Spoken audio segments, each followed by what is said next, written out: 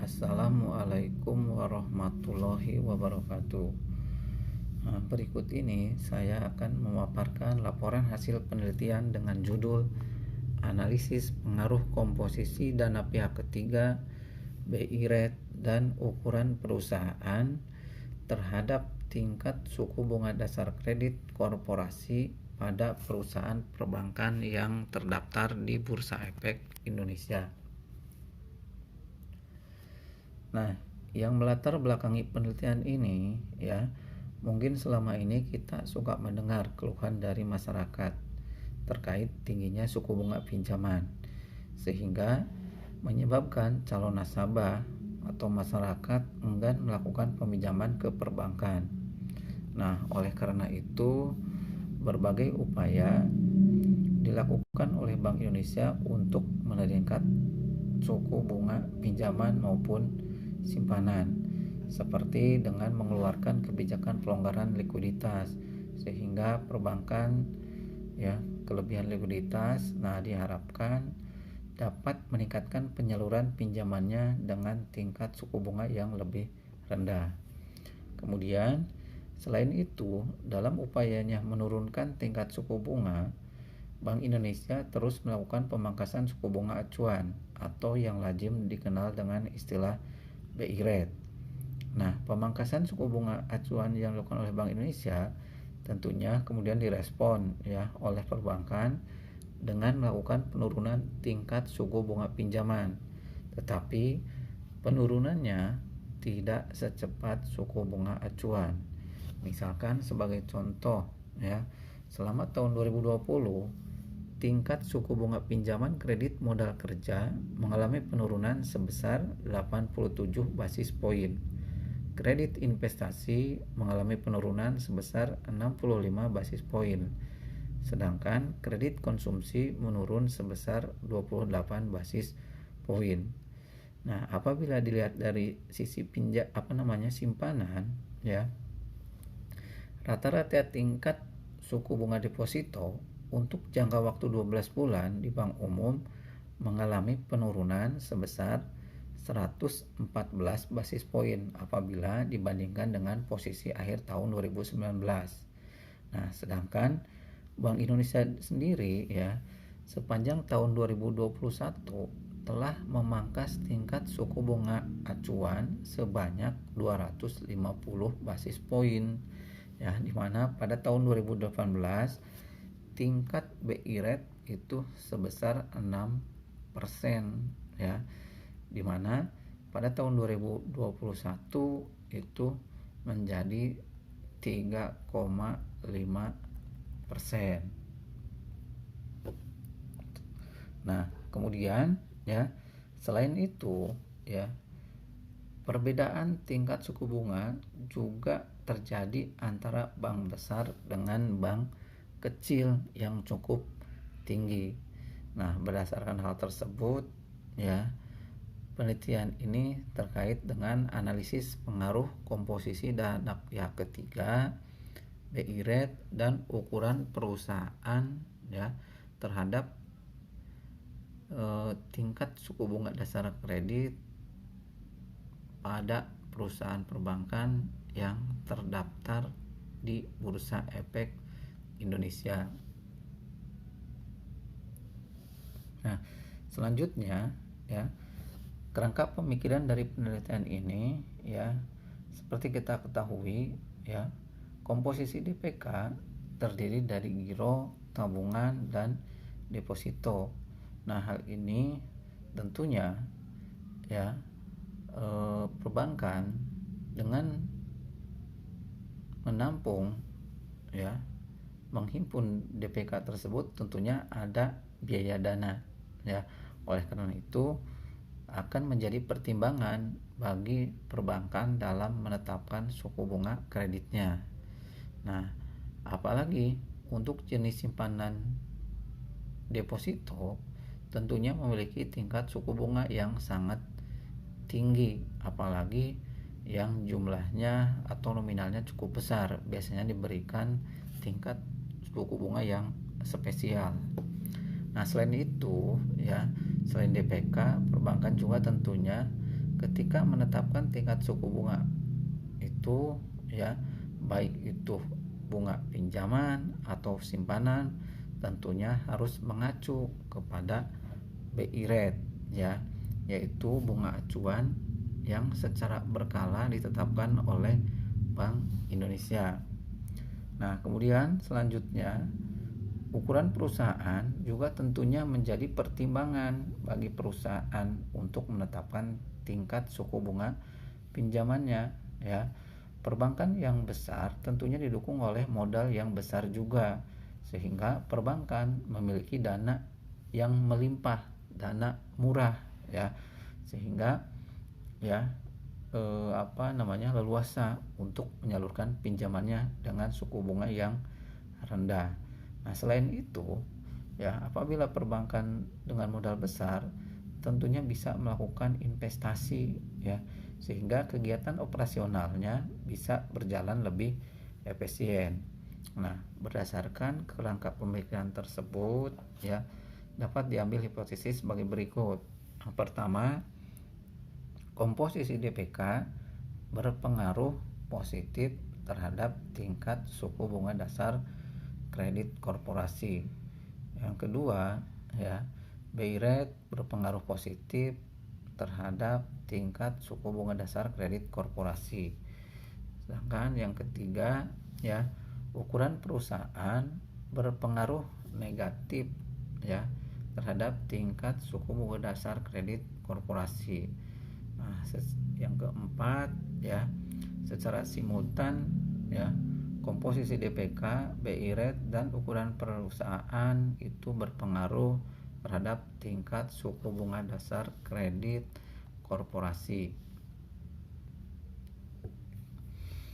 Nah, metode penelitian ini ya, dalam penelitian ini tergolong penelitian asosiatif kausal, yaitu penelitian yang bertujuan untuk mengetahui ada dan tidaknya ya pengaruh dari variabel bebas ya terhadap variabel terikat, dan apabila ada, seberapa erat pengaruh atau hubungan serta berarti atau tidaknya pengaruh tersebut. Nah, kemudian ya, data yang digunakan dalam penelitian ini adalah data sekunder berupa data-data kuantitatif yang bersumber dari ya laporan keuangan ya yang berasal dari statistik perbankan Indonesia OJK ya, juga untuk bunga acuan berasal dari Bank Indonesia, dan daftar bank dan laporan keuangan juga berasal dari website Bursa Efek Indonesia. Kemudian metode sampel penelitian yang digunakan adalah non probability sampling dengan teknik purposive sampling, yaitu pengambilan sampel berdasarkan penelitian subjektif peneliti dengan karakteristik tertentu yang dianggap mempunyai sangkut paut dengan karakteristik populasi yang sudah diketahui sebelumnya dengan pertimbangan tertentu.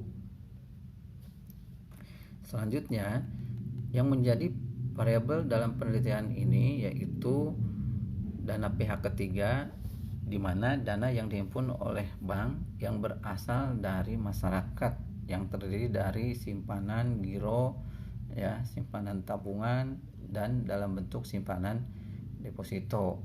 Nah, kemudian yang kedua yaitu BI rate ya, merupakan kerangka operasi moneter ya dengan mengimplementasikan suku bunga acuan atau suku bunga. Kemudian yang ketiga yaitu ukuran perusahaan, merupakan cerminan total dari aset atau modal yang dimiliki oleh suatu perusahaan. Kemudian yang terakhir yaitu tingkat suku bunga dasar kredit korporasi. Nah, di mana suku bunga dasar kredit merupakan patokan ya dalam menetapkan tingkat suku bunga pinjaman yang dikenakan oleh bank kepada calon nasabahnya. Nah, skala pengukurannya yaitu untuk DPK itu menggunakan rasio. Jadi perbandingan antara komponen dari DPK tersebut ya, giro, tabungan, dan deposito. Kemudian untuk BI rate itu nominal, ukuran perusahaan juga nominal, dan tingkat suku bunga dasar kredit juga nominal. Kemudian selanjutnya data tersebut ya diolah dengan menggunakan aplikasi SPSS untuk dihitung regresinya dengan menggunakan model regresi berganda yang sebelumnya terlebih dahulu dilakukan uji asumsi klasik.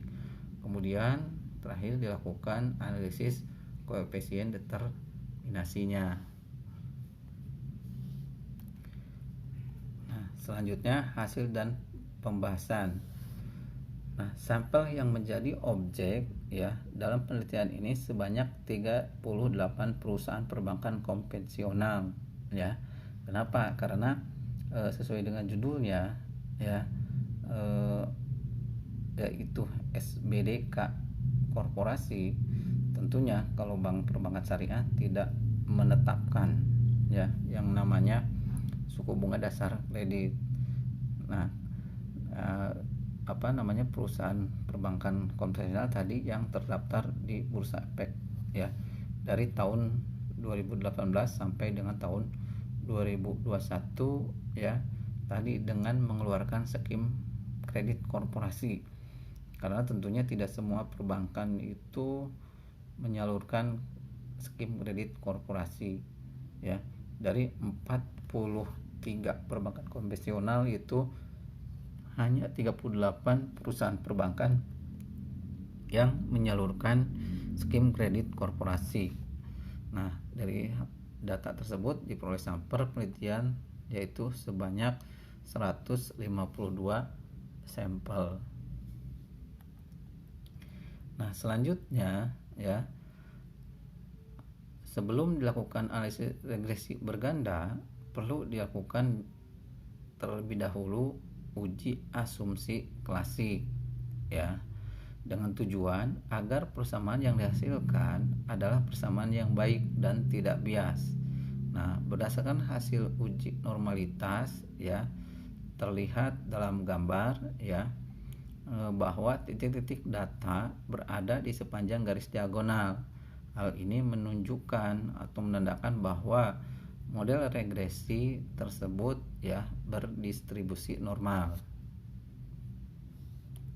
Kemudian uji asumsi yang lainnya yaitu pengujian multikolinearitas ya. Ini menggunakan nilai varian inflation factor ya. Nah, jika nilai VIF kurang atau sama dengan 10, maka di antara variabel independen itu tidak terdapat multikolinearitas. Nah, pada tabel kita terlihat ya, nilai toleran berada di atas 0,1 dan nilai VIF berada di bawah 10. Nah, dengan demikian ya dapat disimpulkan ya tidak terjadi masalah multikolinearitas dalam data. Nah, kemudian selanjutnya pengujian autokorelasi ya dilakukan dengan menggunakan uji statistik Durbin Watson, yaitu dengan membandingkan angka Durbin Watson hitung ya dengan nilai kritisnya ya DL dan DU. Nah, dengan ukuran sampel tadi sebanyak 152 ya, di mana nilai alfanya 0,05 dan banyaknya variabel independen yaitu tak ada 5 ya, dihasilkan nilai kritis DL itu sebesar 1,6675 dan DU itu 1,8032. Nah, dari tabel terlihat ya nilai Durbin Watson itu sebesar 2,03. Nah, karena nilai DW berada di antara 1,8032 dan 2,1968, maka dapat disimpulkan tidak terdapat autokorelasi. Kemudian selanjutnya uji asumsi klasik yang terakhir yaitu uji heteroskedastisitas. Nah, ini bertujuan untuk menguji apakah dalam model regresi terjadi ketidaksamaan varian dari residual suatu pengamatan ke pengamatan lainnya atau yang lain. Ya, dengan menggunakan uji scatter plot dapat dilihat dalam gambar ya bahwa data tersebar di atas dan di bawah titik 0 ya, sehingga dapat disimpulkan tidak terjadi masalah heteroskedastisitas dalam model regresi. Selanjutnya ya, analisis regresi linear berganda. Nah, berdasarkan tabel ya, hasil pengujian dengan regresi linear berganda diperoleh nilai konstansa atau A ya, alfa sebesar 0,152. Kemudian koefisien regresi masing-masing variabel sebagai berikut. Ini yaitu ya komposisi DPK ya, sini giro nilainya negatif 0,001. Komposisi DPK tabungan nilainya itu 0,003. Terus kemudian komposisi DPK deposito nilainya 0,004. BI rate itu nilainya 0,007 dan ukuran perusahaan nilainya negatif 0,011. Nah, dari nilai tersebut sehingga dapat membentuk persamaan regresi linear sebagai berikut, di mana Y sama dengan 0,152 min 0,001 X1 giro ya, ditambah 0,003 X2 tabungan, ditambah 0,004 X3 itu deposito, ditambah 0,007 X4 yaitu BI rate, dan negatif 0,0011 ukuran perusahaan plus error ya. Nah, berdasarkan analisis regresi tadi ya, untuk variabel bebas giro dan ukuran perusahaan terlihat bahwa nilainya negatif. Nah, hal ini menunjukkan bahwa adanya hubungan yang tidak searah antara komposisi DPK berupa giro dan ukuran perusahaan dengan tingkat suku bunga dasar kredit ya. Nah, hal ini bisa terjadi karena apa? DPK giro merupakan jenis DPK yang berbunga sangat rendah, kadang-kadang hampir mendekati 0 seperti itu, sehingga semakin besar bank menghimpun dana dalam bentuk giro, tentunya tingkat suku bunga dasar kredit ya bisa ditekan. Nah, begitu juga dengan semakin besarnya ukuran perusahaan ya, yaitu ditandai dengan jumlah besarnya modal perusahaan, maka tentunya perusahaan memiliki dana yang melimpah sehingga bisa menyalurkan pinjaman ya dengan bunga yang rendah. Nah, sebaliknya ya, untuk variabel bebas berupa tabungan dan deposito bernilai positif. Hal ini terjadi karena kedua jenis DPK tersebut ya memiliki bunga yang cukup tinggi, apalagi untuk jenis deposito ya, jumlahnya besar, tentunya bunganya juga tinggi. Nah, perbankan sering biasanya memberikan bunga spesial yang nilainya cukup tinggi. Kemudian apabila sumber dana perbankan didominasi oleh jenis DPK yang berbunga tinggi, tentunya akan berdampak pada bunga pinjaman.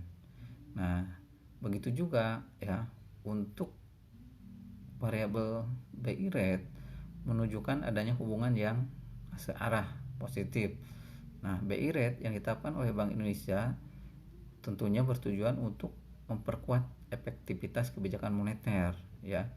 Setiap perubahannya ya dapat secara cepat mempengaruhi pasar uang ya, perbankan dan sektor real ya, sehingga perbankan tentunya akan menyesuaikan ya suku bunganya, baik itu suku bunga simpanan maupun suku bunga pinjamannya. Nah, kemudian selanjutnya uji hipotesis ya. Nah, uji simultan kita bisa lihat dari tabel ya, diketahui bahwa F hitung itu nilainya sebesar 10,831 dan kemudian dengan nilai signifikan itu 0,00. Nah, jika dibandingkan dengan ya, atau maksudnya jika dibandingkan antara nilai signifikan dengan nilai alfa sebesar 0,005 atau 5%, maka nilai signifikan itu lebih kecil dibandingkan dengan nilai alfanya.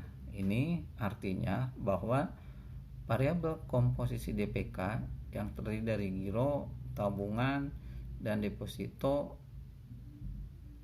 kemudian BI rate dan ukuran perusahaan memiliki pengaruh yang signifikan terhadap tingkat suku bunga dasar kredit korporasi ya.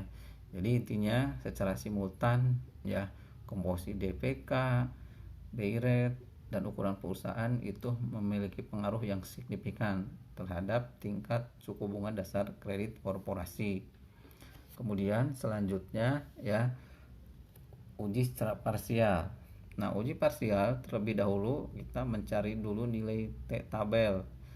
Nah, untuk jumlah sampel sebanyak 152 dan jumlah variabelnya ada 5 ya, diperoleh hasil nilai T tabel itu sebesar plus minus 1,976. Nah, dari tabel terlihat bahwa untuk komposisi DPK ya, berupa giro, tabungan, dan deposito, nilai T hitungnya lebih kecil daripada nilai T tabelnya. Nah, kemudian jika juga apabila dilihat juga dari nilai signifikansinya, terlihat bahwa nilainya lebih besar daripada 0,05 atau 5%.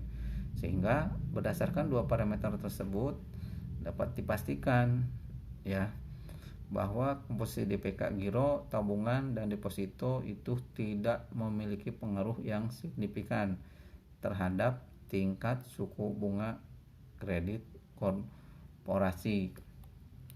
Nah, sedangkan sebaliknya untuk variabel BI rate dan ukuran perusahaan ya memiliki pengaruh yang signifikan terhadap tingkat suku bunga dasar kredit korporasi. Nah, untuk ukuran perusahaan arahnya negatif. Artinya seperti yang dijelaskan tadi ya, dari regresi itu semakin besar ukuran perusahaan maka semakin rendah tingkat suku bunga dasar kredit korporasinya. Nah, selanjutnya ya terkait dengan koefisien determinasi. Nah, dari tabel terlihat bahwa nilai R kuadrat ya sebesar 0,271. Hal ini menunjukkan bahwa variabel komposisi DPK yang terdiri dari giro, tabungan, dan deposito, BI rate, dan ukuran perusahaan memiliki pengaruh ya secara keseluruhan terhadap tingkat suku bunga dasar kredit korporasi itu sebesar 27,1%, sedangkan sisanya ya sebesar 72,9% dipengaruhi oleh variabel lain atau faktor-faktor lain yang tidak diteliti dalam penelitian ini. Misalkan tentunya seperti risiko, jangka waktu kredit, misalkan laba yang diinginkan, kualitas jaminan, dan lainnya. Nah, ya, berdasarkan hasil penelitian ya, maka dapat diperoleh kesimpulan sebagai berikut. Pertama, ya, komposisi DPK ya, giro, tabungan, dan deposito tidak memiliki pengaruh terhadap tingkat suku bunga dasar kredit korporasi pada perusahaan perbankan yang terdaftar di BI. Kemudian yang kedua, BI rate memiliki pengaruh terhadap tingkat suku bunga dasar kredit korporasi. Yang ketiga, ukuran perusahaan memiliki pengaruh terhadap tingkat suku bunga dasar kredit korporasi. Yang terakhir, secara bersama-sama atau simultan ya, komposisi DPK, BI rate dan ukuran perusahaan memiliki pengaruh terhadap tingkat suku bunga dasar kredit ya. Demikian pemaparan hasil penelitian yang dapat saya sampaikan ya, dengan judul analisis pengaruh komposisi DPK, BI rate dan ukuran perusahaan terhadap tingkat suku bunga dasar kredit korporasi pada perusahaan perbankan yang terdaftar di Bursa Efek Indonesia. Terima kasih. Assalamualaikum warahmatullahi wabarakatuh.